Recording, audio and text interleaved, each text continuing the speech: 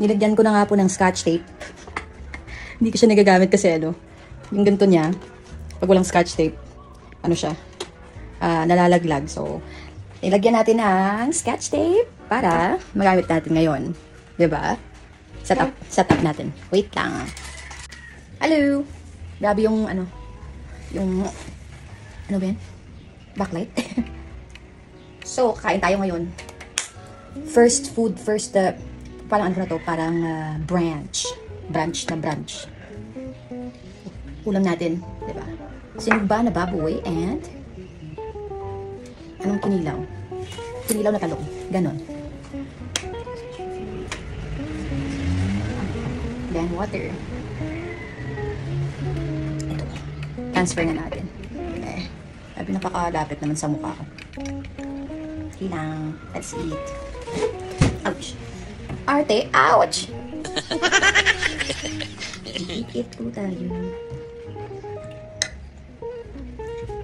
Sarap ng patis tsaka pinakurat.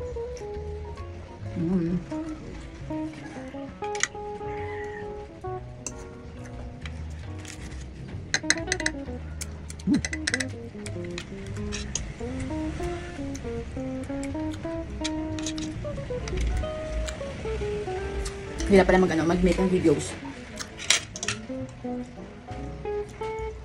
Tapos yung whole time mo, dun na lang.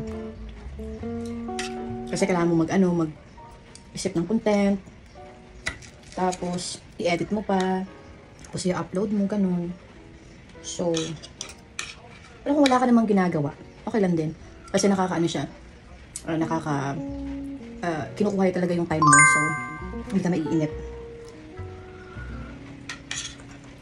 Tapos, pinapalawak ka pa imagination mo, di ba? So, consistency lang talaga is the key. Kasi kahit anong ganda pa ng content mo, pag hindi ka talaga consistent.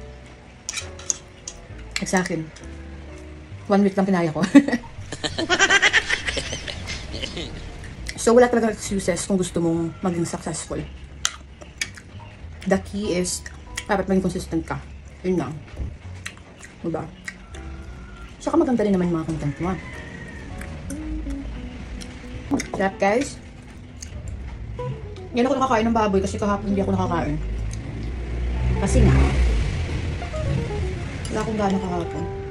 Wow, ang daming ang daming lumbay, matis.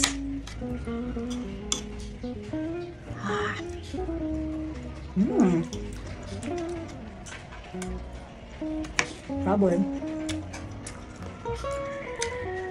Umuulan pa ngayon, diba?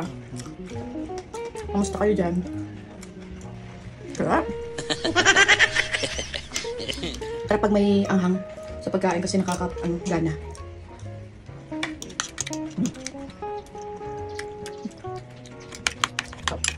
Check na.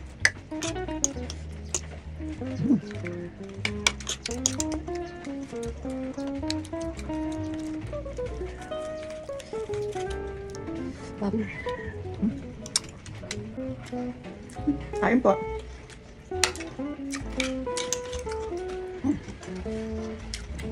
Matis. May luya. Wow. Ang may sili. Ano pa? Diba sabi ko magkakape ako kanina, pero nakita ko yung ulam, so ginutom ako.